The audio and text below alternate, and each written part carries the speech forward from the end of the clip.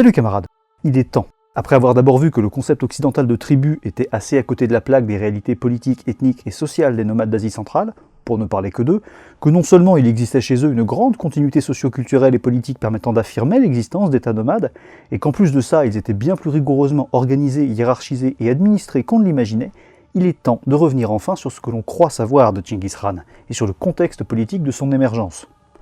En gros donc, on va revoir tout ce qu'on a vu là-dedans, avec tout ce qu'on a vu là-dedans entre-temps, mais en plus court. Rassurez-vous. L'historiographie, jusqu'ici, a pris assez scrupuleusement au mot les sources impériales mongoles, qui logiquement le présentent dans une perspective extrêmement améliorative, comme un stratège de génie, un fondateur, un réformateur, un unificateur, un législateur, etc. Mais non seulement on a vu que c'était là un portrait assez archétypal de l'homme providentiel nomade, qui dans les faits était moins souvent des fondateurs que des continuateurs, mais surtout on a vu que les sources impériales mongoles sont particulièrement sujettes à caution. Pourtant, vous n'avez pas encore idée de l'étendue des dégâts. Je vous assure. En effet, le réexamen des débuts de Temujin laisse assez songeur. Plus on s'y plonge, plus il apparaît que l'historiographie impériale mongole, largement postérieure aux faits qu'elle décrit, n'a pas simplement enjolivé la vie du conquérant, occulté quelques détails peu reluisants, ou au contraire rajouté quelques éléments épiques à ses aventures. Oh non, elle semble carrément avoir réécrit intégralement l'histoire non seulement de sa vie, mais aussi de la région, et même peut-être de son peuple. Donc oui, j'ai encore 2 bonnes heures de trucs à vous dire. Facile. Nous allons donc suivre nos révisionnistes préférés, Simon Berger bien évidemment, vous le connaissez bien maintenant, Christopher Atwood aussi, Lamsuren Munkherdene et Stephen Pow, dans leur patiente recherche des quelques rares indices qui auraient ainsi échappé à cette moulinette impériale. Et ce, afin de brosser un tableau politique et même ethnique très différent du plateau mongol avant justement qu'il ne le devienne mongol. Et voir ce que ça peut ainsi nous raconter des débuts plus probables du grand conquérant, finalement moins Richard Cœur de Lion que Richard III, visiblement. Enfin, Richard III chez Shakespeare, hein, il n'était pas mauvais bougre a priori, rit-on. Mais puisqu'on parle de réécriture de l'histoire, l'analogie reste pertinente. Ainsi, ça ne plaira peut-être pas aux fervents nationalistes mongols, adorateurs du grand Khan, divinité fondatrice à leurs yeux de leur pays, mais déjà, je pense qu'il n'y en a pas non plus des masses qui suivent cette chaîne. Ensuite, j'adore faire chier les nations, ça vous devriez le savoir maintenant, et ce qu'on va proposer surtout à la place de la mythologie tchinguisside, eh bien, n'aura pas de quoi les faire rougir non plus. Si donc vous aimez les récits à la Indiana Jones, Benjamin Gates, Da Vinci Code et autres « on nous ment depuis des siècles », eh bien j'ai là, pour une fois, de quoi vous proposer du gros sensationnalisme putaclic à suspense en 4 épisodes, mais fondé sur du véritable matos historiographique. Alors autant vous dire que je vais pas me priver. Bref, entre un mensonge impérial si bien ficelé qu'il a fait illusion pendant près de 800 ans, et est toujours massivement enseigné, un Chinggis Khan moins héroïque qu'on ne l'imagine, un mystérieux royaume de la steppe disparu de l'histoire dont la seule trace ayant survécu est peut-être un vieux mythe, et pour commencer, aujourd'hui et la prochaine fois, un peuple mongol qui n'en est peut-être même pas un, cette série dans la série devrait pas non plus vous déplaire.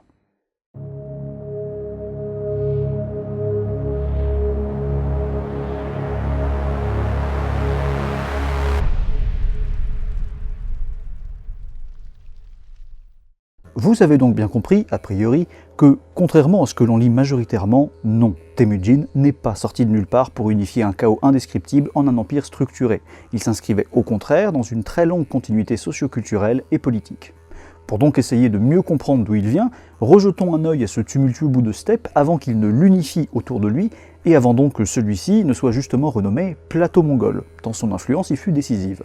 Nous n'y voyons donc plus des tribus, mais des lignages aristocratiques ou maisons prêtant leur obor, leur nom de lignage, à leur sujet, l'Irgen, au sein de leur entité politique, l'Ulus, qu'ils organisent et administrent le plus souvent, semble-t-il, de manière militaire, dans l'armée, le Cherik en mongol, qui sert de cadre tout à la fois militaire, économique et administratif, appliqué à la population de manière décimale, des unités de population devant ainsi fournir et équiper un certain nombre de soldats. Excusez-moi, quand je résume 3 heures de vidéo en 30 secondes, j'ai toujours un peu la gerbe. Ce qui n'empêche pas que ça puisse être complexe politiquement, hein. On a vu que la notion d'État peut s'appliquer plus ou moins lâchement dans la steppe, avec certes d'un côté des empires tenus par des dynasties, les Xiongnu, les Turcs, les Ouïghours, les Khitans, etc., les Mongols bien sûr, mais aussi de l'autre à travers des associations de maisons à la tête de confédérations, comme les Serbis, les Kipchaks, les Torkhuz-Orkhuz, les Pecheneg, etc. Et ce qui est excitant à réétudier avec les apports qu'on a vus, c'est cette fameuse continuité dans laquelle s'inscrivent les entités du XIIe siècle qu'on a croisées dans la série sur Temujin. Qui sont-elles? D'où viennent-elles? De qui sont-elles les héritières politiquement?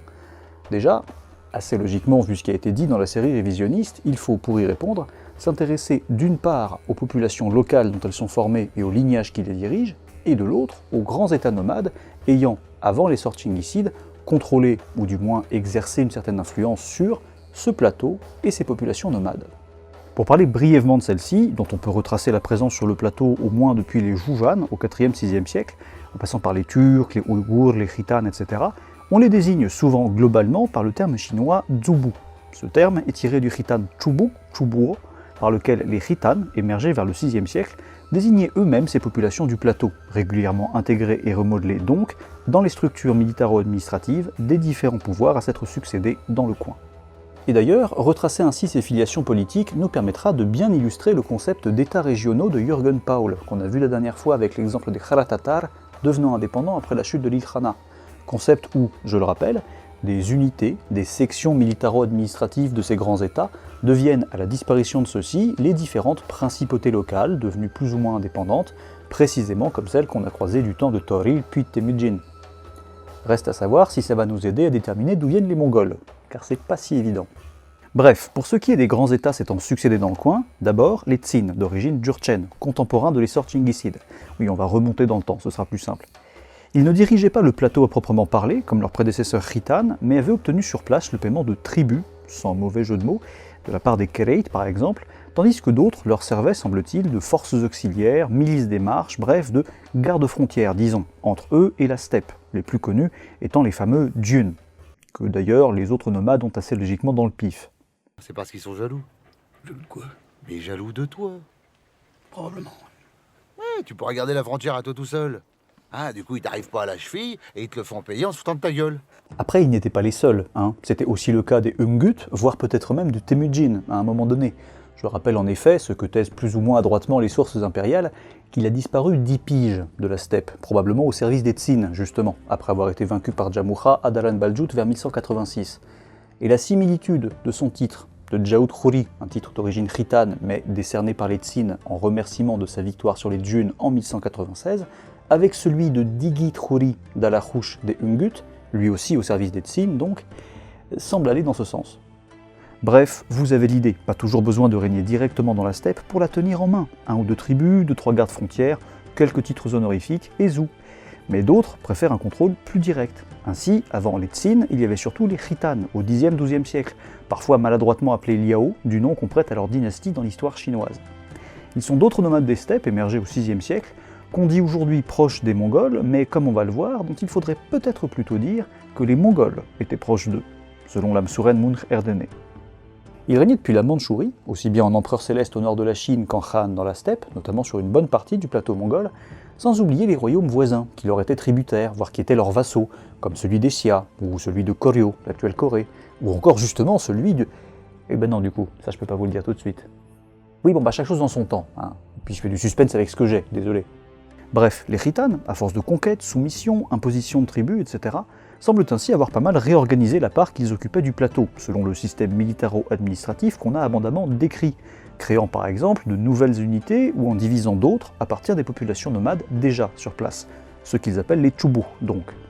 Ils constituent comme ça quelques 54 unités impériales gérées par l'administration Khitan du Nord.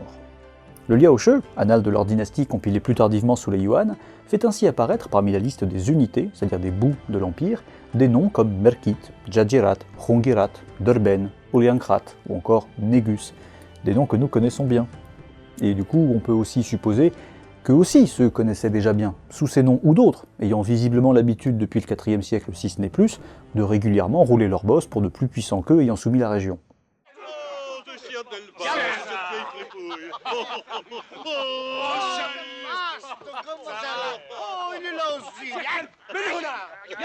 Mais continuons à remonter dans le temps. Avant que les Khitan ne s'emparent du plateau au Xe siècle, celui-ci était sous la domination du Khanat ouïghour jusqu'au milieu du 9e. Oui, du coup il y a un trou. Et entre les deux, le Khanat kirghiz, lui-même centré sur la région de la Yenisseï, a profité de l'affaiblissement du pouvoir ouïghour pour venir le ratiboiser, sans chercher à tenir ensuite la vallée impériale de l'Orkhon. Mais c'est une autre histoire, et si on se fout relativement ici des Kirghizes, les Ouïghours nous intéressent un peu plus. En 744, la maison aristocratique ouïghour, à la tête des 8 autres formant ensemble la confédération des Orkhuz, les 9 maisons Orkhuz, confédération alors inféodée au second Khanat Göktürk, se rebellent et renversent définitivement celui-ci, afin de créer leur propre Khana. Enfin, recréer, puisqu'il y avait déjà eu un Khana Torhuz-Orhuz entre les deux empires turcs. Ce qui montre assez bien, je trouve, que les entités nomades peuvent évoluer au cours du temps, passant comme ici, d'une confédération, potentiellement plus horizontale, à un Khana tenu fermement verticalement par une dynastie, et inversement à d'autres moments. Devenus assez logiquement les héritiers de l'empire turc qu'ils ont renversé, les Ouïghours reprirent à leur compte la domination justement de la vallée impériale de l'Orkhon, y édifiant des villes comme Karakorum, future capitale mongole, ou non loin leur propre capitale, Kara Balgasun, qu'on disait entourée de champs d'orge et de millet, quand je vous disais qu'il y avait de l'agriculture là-bas. Ils soumirent ainsi la région pendant un petit siècle seulement, mais en y laissant une grande influence. Et avant ça, en très très gros, on a donc les deux empires turcs consécutifs, eux-mêmes succédant au Khana Jujan des 4e-6e siècles, lui-même issu des Serbies qui ont eux-mêmes renversé les Xiongnu. Bon, maintenant qu'on a dressé ce rapide tableau des grandes entités ayant récemment régné dans le coin, on peut rentrer un peu dans le détail des petites qui les formaient. Pas toutes et pas à chaque époque non plus, hein, rassurez-vous, on est là pour parler des Mongols et de leurs voisins. Simon Berger, Christopher Atwood et Lamsuren Munkherdene principalement, mais d'autres avant eux, comme Paul Pelliot, sont ainsi allés fouiller dans un grand nombre de sources pour relier à cette longue histoire nomade les petites principautés des steppes du XIIe siècle. Ainsi, les Ungut, qu'on a vus turcophones, seraient issus des Turcs chatois, qui au Xe siècle eurent une énorme importance dans le nord de la Chine. On les a vaguement croisés dans la vidéo Tribu ou État pour parler de l'apparition du terme bouzou, à ne pas confondre avec Zoubu, qui n'a rien à voir. Les Merkites, eux, seraient, selon Simon Berger, peut-être liés au Khana Kimek des 8e-11e siècles, puisque dans sa chronique, Tjustjani appelle Tortoa Beki des Merkites, Tortoran le Yemek. Or, les Yemek étaient le lignage dirigeant du Khana Kimek, qu'on retrouve aussi chez les Kipchaks. Dans une discothèque de Plumelec, la police, après enquête, a mis en échec un réseau de coques et de crack planqués dans des bons becs, des carensacs et des pastèques. Sans deck. De fait, certains lignages Kipchaks descendent aussi des Yemek, comme les Bayaout et les Ulberli, chez qui précisément, on l'a vu, les fils du Merkite Tortoa Beki, le Yemek, viendront se réfugier quand ils devront fuir le plateau mongol face à Temujin. Ce serait donc pas un hasard cette fuite vers l'ouest, et réinterroger les origines de ces petites principautés nous permet donc aussi ça, mieux comprendre certaines décisions politiques ou militaires via les cousinages aristocratiques que ça implique. Les Naiman, mongolisés au XIIe siècle mais non mongols à l'origine, plutôt turcs a priori, dont le nom signifie 8 en mongol, seraient donc peut-être rapprochés des Sekiz Orhuz, les 8 Orhuz, qui avec le lignage dominant des Ouïghours formaient les Torhuz Orhuz, les 9 Orhuz, avant donc qu'ils ne fondent justement le Khana ouïghour.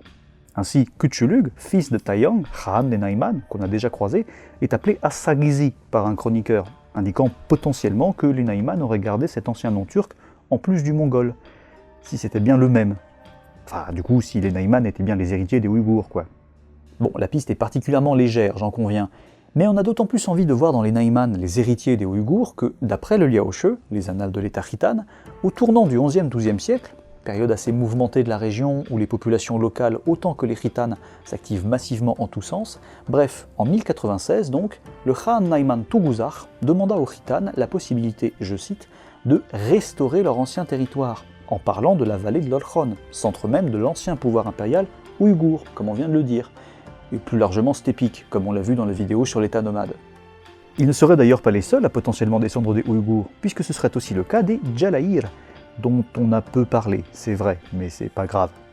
Rachid ad-Din dit ainsi d'eux, et l'on dit que leur yourte ancestrale se trouve à Karakorum, dont on a vu justement qu'elle était à l'origine une ville ouïghour, et qu'ils avaient pour habitude entêtée de donner de l'huile au chameau mâle du Gurkhan, qui était l'empereur des Ouïghours, et c'est pour cette raison qu'on leur a donné le nom de Yalara. Bon, Rachid ad-Din se plante un petit peu, Gurkhan n'est pas le titre impérial ouïghour, qui est bien Khan, mais sinon, Yalaha serait bel et bien à rapprocher de Yarlachar, la dynastie impériale de l'empire ouïghour justement, qui aurait dérivé ensuite vers Yalaïr, puis Djalaïr en mongol. Et l'on peut effectivement envisager à la base de Yarlachar la racine Yag, la graisse, l'huile, d'où l'anecdote de Rachid ad-Din sur les chameaux particulièrement bien choyés du Khan ouïghour. J'aime quand on m'enduit d'huile. Et ça continue. D'autres maisons aristocratiques ont par exemple des origines moins facilement traçables, mais dont les noms de lignage sont à eux seuls éloquents. Ils évoquent très probablement un titre ou une occupation à laquelle était dévouée leur unité, ou le commandant à sa tête, au sein des précédents grands états nomades ayant contrôlé la région. Et oui, c'est pas parce qu'on y bite que dalle et que ça ressemble à des noms propres pour nous que ça veut rien dire du tout. Vous verrez d'ailleurs qu'il vaut mieux pas toujours traduire. Ainsi, au sein du lignage Riyad, c'est-à-dire le lignage dirigeant par excellence parmi les lignages mongols, Les Changxiut désignaient les hommes du Changxi, un titre chinois présent dans les inscriptions turques et ouïghours, tout comme les Totorliut des Dunes et les Totorli des Uduyites, des Merkites, étaient les hommes du Totor, un ancien titre turc issu lui aussi du chinois, signifiant quelque chose comme gouverneur militaire. De même, les Buyruut des Dunes étaient sans surprise les hommes du Buyruh, commandant, titre présent chez les Turcs, les Ouïghours, les Naïman, etc. Pareil, les Noyakin des Mongols étaient logiquement les hommes du Noyan, commandant en mongol. Un peu donc comme les Stuarts par exemple, dont le nom indique un reliquat de l'office d'abord de leurs ancêtres bretons, qui étaient sénéchaux, donc gardiens, Stuart, de Dol de Bretagne, et qu'ils exerceront encore ensuite pour le compte des rois d'Écosse à partir du XIIe siècle. Ah mais moi je peux placer la Bretagne dans à peu près n'importe quel sujet, hein, c'est pas un problème. Les Saldiut, qu'on connaît pour avoir accueilli un émissaire de Temujin à coups de saucisse quand même, doivent sans doute leur nom à un dérivé du terme Chaljikhul, défini dans le Tsinshe comme chambellan, membre de la maisonnée. Ils étaient probablement donc attachés à l'origine à une ou des maisons plus importantes. Le lignage Khaad des Merkites, lui, semble vraisemblablement désigner leur attachement initial à un Khan, celui du Khana Kimek, peut-on imaginer, auquel Simon Berger suppose que les Merkites étaient peut-être lointainement liés. Quant au nom tiré d'occupation, les Khori Tumad, les 20 Tumad, même si l'on ne peut l'affirmer d'un point de vue phonologique, donnent très envie d'y voir les 20 Tumèdes. Les Dunes des Merkites, eux, devaient avoir initialement la même fonction que celle des Dunes au service des Tsin, auxiliaires, gardes-frontières, etc. De même, parmi ces Dunes, le groupe des Tareïtes s'occupait a priori initialement de tout ce qui était agricole, puisque leur nom signifie tout connement fermier. Ouais, il devait être sympa à gérer en Huriltai, cela d'ailleurs. Attendez, vous me promettez que quand on reçoit un chef de clan, vous rentrez toutes les brebis. Vous inquiétez pas, ça prend 5 minutes. Et tâchez d'être discret. Ah bah, c'est pas parce qu'on est paysan qu'on sait pas se tenir. Mais cessons de tourner autour du pot. À quelle entité politique plus ancienne peut-on relier ceux qui nous intéressent tout particulièrement, les Mongols, et au sein de ceux-ci les lignages Nirun, donc nobles, et au sein de ceux-ci le lignage Riyad, le lignage dirigeant par excellence, et au sein de celui-ci le lignage Porjekin, celui de Yisukei, et donc de son fils Temujin, futur Chengiz Khan. Oui, c'est matrioshkesque, j'en conviens. Bref, comme d'habitude, demandons-nous quelle était leur place, déjà, dans les états nomades les ayant précédés à la tête de la région. Mais vous allez voir que ça va pas être de la tarte. En effet, comme je l'annonçais dans l'intro, et comme on y reviendra plus en fin de vidéo, les sources qu'on utilise le plus souvent pour parler du plateau pré-Tchingiside, ce sont les sources impériales mongoles, qui donc non seulement sont plus tardives, mais surtout qui ont peu de chances d'être objectives, comme l'histoire secrète, dont on a déjà abondamment parlé. En gros, donc, si les Mongols ont eu rétrospectivement quoi que ce soit à redire sur les conditions d'émergence de leur empire, et de leur dynastie donc, vous pouvez être sûr qu'ils l'ont bien planqué. Donc accrochez-vous, il va falloir lire entre les lignes, et ça va être coton. Déjà, question simple, étaient-ils indépendants, nos Mongols, comme le veut souvent l'historiographie classique du sujet, ou non? Si l'on impute traditionnellement la première tentative d'unir les Mongols à Khaïdou, vers la fin assez agitée encore une fois du XIe siècle, où les populations du plateau se soulèvent régulièrement contre les Khitanes, l'Amsuren Munkherdene souligne qu'étonnamment, le fils de Khaïdou, Jarachai, à l'origine de la maison Taïtchut, est surnommé Lingkhu, tandis que le fils de ce dernier, Bilge, est dit Sengum. Oui, bon, vous, évidemment, ça vous dit pas grand-chose. Or, pour Munkherdene, ces deux termes sont des titres importés du chinois, via les Khitanes, qu'on peut traduire comme seigneur chancelier pour Sengum et seigneur directeur pour Lingkhu, deux titres allant de pair dans l'administration khitane. Donc, un peu comme ce qu'on a vu des titres comme Buyruh, Beg ou Beki, hérités de plus anciens pouvoirs dans la steppe, et qu'on retrouve portés par les dirigeants des entités politiques du plateau lors de l'essor de Chinggis Khan, les Mongols porteraient, selon l'Amsuren Munkherdene, des titres khitanes, au moins dès le début du XIIe siècle. Ce qui validerait ainsi d'autant plus, selon lui, l'existence de l'administration khitane d'une part du plateau mongol, attesté par ailleurs, de toute façon, puisqu'une partie des dirigeants locaux semble bel et bien incorporée dans la dite administration. Certains de ces seigneurs locaux vont même faire partie de l'Ordo, la garde personnelle de l'empereur khitane, garde qui défend précisément l'Ordo, son camp.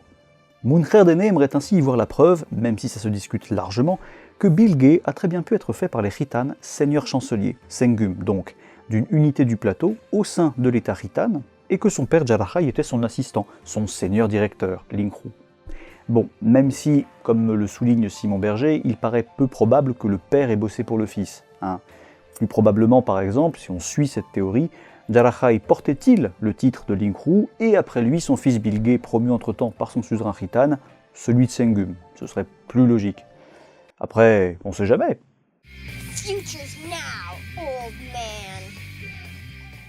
En tout cas, sur la base de ces titulatures, L'Amsuren Munkherdene se demande même si ce joli petit monde aristocratique mongol, ou du moins une partie, aurait pas carrément été khitan d'origine, ce qui expliquerait par exemple le ralliement enthousiaste des princes et maisons khitanes à Chinggis Khan plus tard. Mais tout ça est peu probable, et la réalité, si tant est qu'on puisse l'approcher, est vraisemblablement plus complexe que ça, pour votre plus grand plaisir.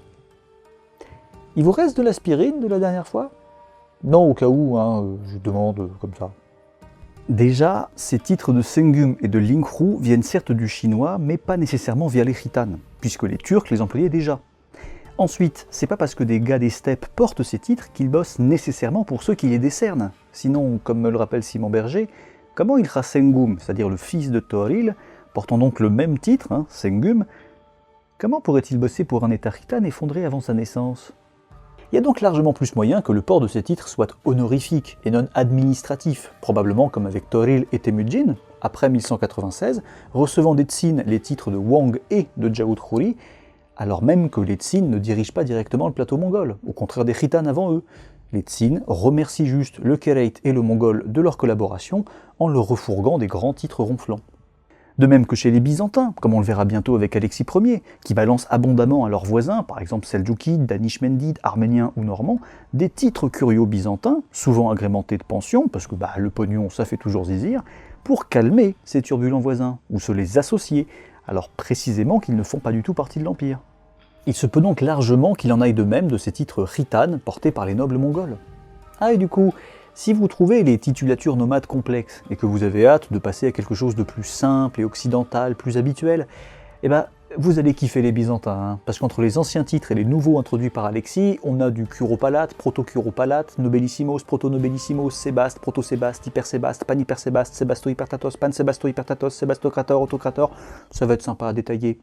Mais selon votre grade, je sais plus si j'ai le droit de vous laisser seul dans la pièce ou pas. Oui. En fait, selon mon grade, vous n'avez pas le droit de m'adresser la parole. Mais bon... Bref, il reste malgré tout fort probable que cette noblesse mongole se soit retrouvée à un moment ou un autre, avant le tournant mouvementé du XIe-XIIe siècle probablement, à rouler sa bosse quand même pour les khitanes, en pleine expansion. Mais c'est pas ça qui va nous aider, parce que justement tout l'est du plateau et une bonne partie de son centre ont été à un moment donné soumis aux khitanes. Donc pour la précision, on repassera. En revanche, et ça c'est déjà pas mal, ça nous apprend une chose. Les Mongols n'étaient visiblement pas aussi indépendants que ce que l'historiographie classique a pris l'habitude de rabâcher.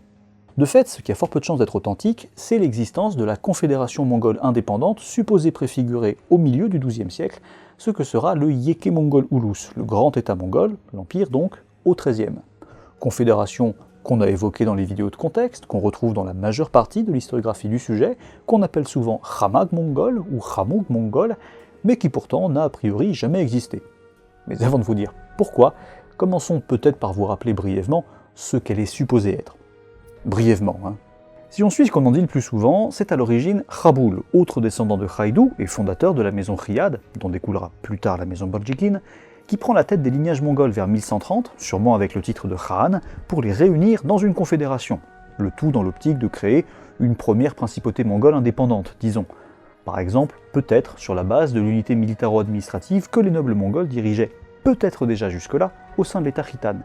Je dis bien peut-être.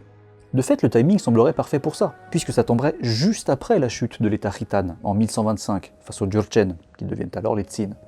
Et ce qui pourrait aller un peu dans le sens de cette théorie khitane de Munkherdene d'ailleurs, c'est qu'après la mort de Khaboul, vers 1146, celui qui récupère la tête des lignages mongols, sans doute même sur ordre de Khaboul, ça n'est pas un de ses fils, parmi la maison Riyad, mais Ambachai, de la maison Taïtchot, c'est-à-dire le fils de Bilge, le fameux Sengum de tout à l'heure, dont on a vu que Munkherdene suppose que les khitanes l'ont mis initialement à la tête de l'unité mongole qu'ils auraient créée.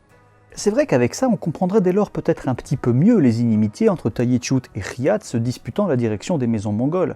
Si les premiers, Taïtchut, auraient ainsi reçu de leur suzerain khitane la légitimité originelle de diriger l'unité mongole, ce seraient bien les seconds, les Riyad, qui auraient eu l'audace d'en proclamer l'indépendance.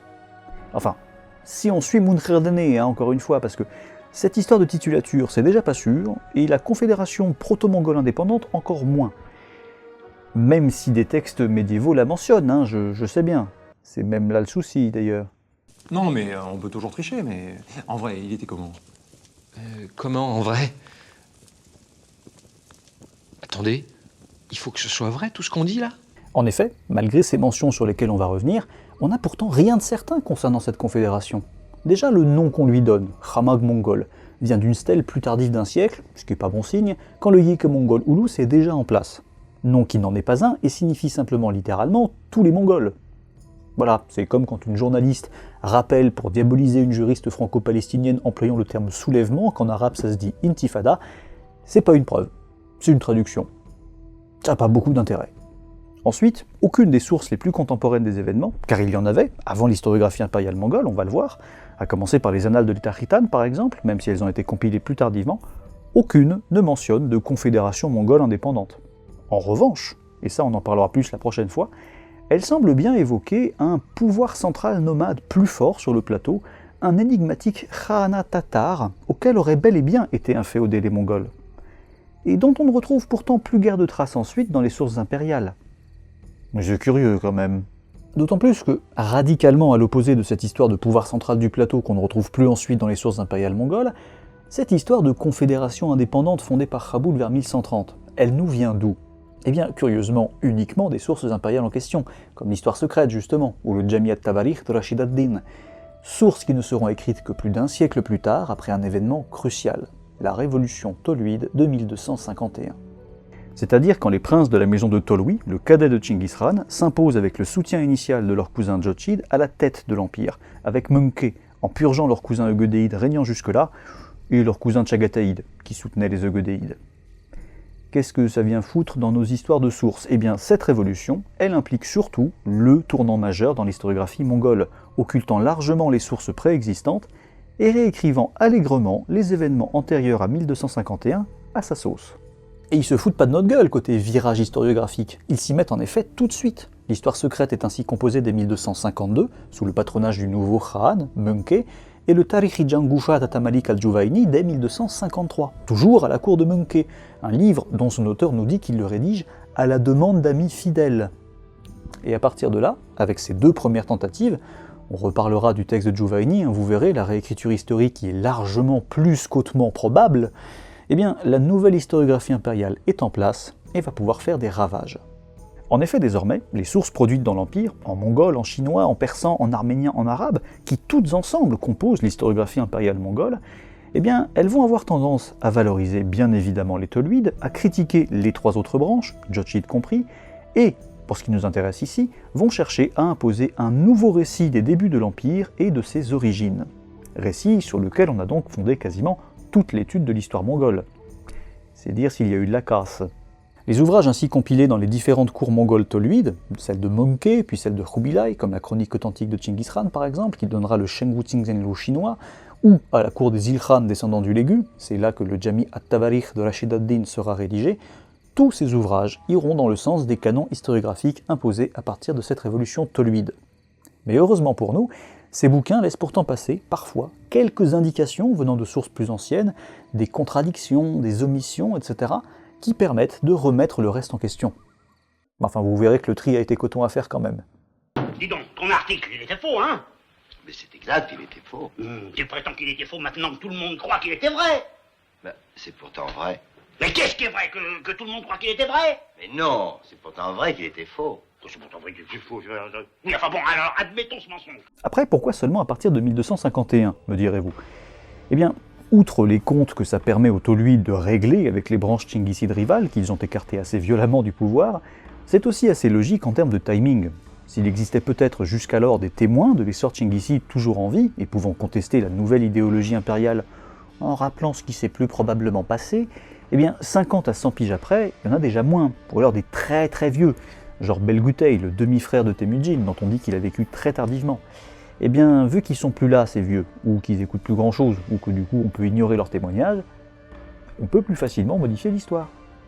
Typiquement, je sais pas, en évoquant par exemple cette vaillante confédération mongole indépendante pré-impériale, qui justifierait quasiment à elle seule la légitimité qu'aura ensuite Temujin à régner, en invoquant l'héritage de ses ancêtres à la tête de cette confédération qu'il aurait récupérée et étendue pour en faire un empire. Ce qui colle pourtant assez mal avec cette curieuse histoire dont parlent les sources plus anciennes, de royaumes tatars dominant le centre du plateau, et visiblement les Mongols avec. Bref, on est encore loin d'en avoir fini avec les réécritures de ce que j'ai envie d'appeler la propagande impériale mongole, on les aborde à peine même, mais voilà, les sources impériales et toute la success story de Temujin qui va avec, méfiez-vous. En même temps, ça je vous l'avais déjà dit depuis longtemps, mais je vous avais pas forcément expliqué à quel point, pourquoi, voilà, tout ça. Et du coup, pour ce qui est des origines des Mongols et leur filiation politique, on n'a pas beaucoup plus avancé en fait. Mais on déterminera ça dans la prochaine vidéo, promis. Oui, en même temps, je viens de vous expliquer qu'on a tout fait pour qu'on puisse pas facilement avancer. C'est pas de ma faute. Mais si on résume, pour le moment, les Mongols pré-Tchingissides n'étaient visiblement pas indépendants du tout. Ils ont été, à un moment, un peu comme tout le monde dans le coin, soumis aux Khitans, mais visiblement surtout à d'autres nomades, plus centraux sur le plateau à l'époque, un certain Khana Tatar, qu'on a malheureusement invisibilisé entre-temps dans les sources, apparemment pour faire plaisir aux descendants de Temujin, désireux de brosser un portrait plus flatteur de leur aïeul, au point peut-être, on le verra la prochaine fois, d'avoir carrément fait changer leur identité. Et ça, c'est suspect. Qui est fait menteur? Si tu es fier de ta famille, pourquoi ne portes-tu pas ton vrai nom? Quel est l'effroyable secret que tu caches? Un ogre? Une sorcière? Un bouilleur d'enfants? Non mais lâchez-moi, sale nazi! Merci d'avoir regardé cette vidéo jusqu'au bout, j'espère qu'elle vous a plu.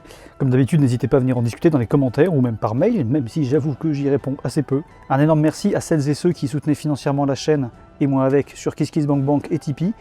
Tout particulièrement vraiment un merci pour ces derniers mois, puisque je n'ai pas produit, je me suis reposé, puisque j'avais un petit peu fait une sorte de burn-out quand même, donc je me suis reposé entre temps, j'ai essayé de récupérer, a priori ça va mieux, donc je vous remercie infiniment pour votre sollicitude, que ce soit par message, par commentaire, par mail privé, ou effectivement aussi tout simplement en me soutenant financièrement. Je vous remercie vraiment beaucoup pour ça, c'est très très généreux de votre part. Pour la suite, vous l'avez compris, on a encore 3 épisodes sur la plus probable histoire de Tchinguis Khan, 3 épisodes qui devraient faire dans les 30 minutes chacun, 30 minutes plus les crédits, donc disons une quarantaine de minutes max chacun. Une pour juin, une pour juillet, une pour août, a priori, voire peut-être pour septembre, si je décide de faire une pause aussi pendant l'été, sachant que l'été, les gens regardent un peu moins YouTube, ça paraît logique. Et après ça, vous l'avez compris, je vous l'ai déjà teasé dans l'onglet communauté de la chaîne, on passera à Alexis Ier et tous les sujets qui vont avec, sur les combats qu'il a dû mener contre les Normands, puis contre les Péchénègues et les Koumans, contre les Turcs, etc., mais aussi ce qu'il a dû affronter au sein même de l'Empire. Bref, on a une belle série qui s'annonce, et comme je l'ai annoncé dans la dernière vidéo en date, j'aimerais me diriger vers ce que j'ai appelé mon magnum opus, que je vous invite à regarder comme vidéo si vous ne l'avez pas vu, puisque ça vous donnera une idée de ce que j'aimerais faire dans les années à venir. Et pour finir, puisque nous ne sommes pas très très loin des 100 000 abonnés, je crois qu'on est à 99 500 à peu près, je propose, pour fêter aussi ce grand retour, de faire une FAQ, donc n'hésitez pas à me poser des questions si vous en avez envie. Donc si vous avez envie de me poser des questions, n'hésitez pas à le faire dans les commentaires de cette vidéo, ou bien je pense que je ferai un post dans l'onglet communauté de la chaîne où vous pourrez aussi en mettre, histoire de répertorier tout ça et de vous faire une FAQ dans les mois qui viennent pour fêter donc ces 100 000 abonnés. Donc voilà, je vous dis à la prochaine fois, au mois de juin, avec la suite des aventures de Tchinguis Khan, même si on pense déjà les connaître. Je vous remercie encore infiniment de tout le soutien que vous m'avez apporté ces derniers mois, plus particulièrement encore que sur ces quasiment 9 dernières années que nous avons traversées ensemble. Donc voilà, merci vraiment beaucoup. Je vous dis à la prochaine fois et portez-vous bien. Ciao.